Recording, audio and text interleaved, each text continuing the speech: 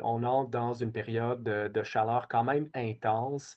Vous avez vu, on s'attend à 4, 5 jours au moins de chaleur importante.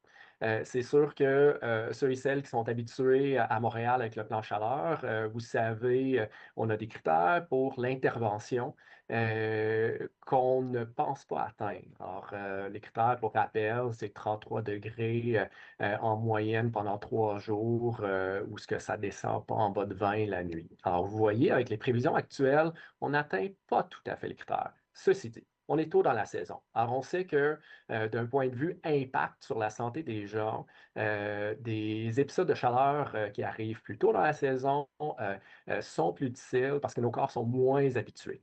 Deux, c'est quand même plusieurs jours. Oui, on est en bas de nos seuils d'intervention stricts et on est quand même à des températures très élevées avec des humidex très élevés et puis des températures la nuit élevées pendant 4, 5 jours selon ce qu'on voit en ce moment. Alors, on sait que, encore une fois, l'impact sur les gens augmente avec le nombre de jours de chaleur qu'on a et ça fait qu'ici, on peut s'attendre qu'après quelques jours, les personnes plus à risque, notamment, ressentent des impacts. Et on a décidé aujourd'hui quand même de mettre de l'avant certains éléments parce que on sait qu'on peut prévenir.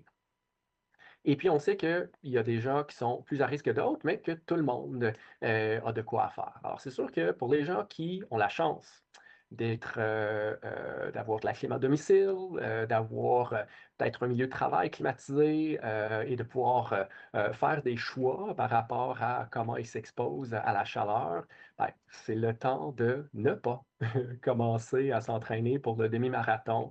C'est le temps de respecter les consignes de base, boire de l'eau, éviter de passer trop de temps à la chaleur sans prendre un répit. Et puis s'assurer que si on ressent des symptômes, par exemple fatigue, étourdissement, qu'on aille à l'ombre et puis qu'on évite d'avoir à se ramasser à l'urgence pour un coup de chaleur.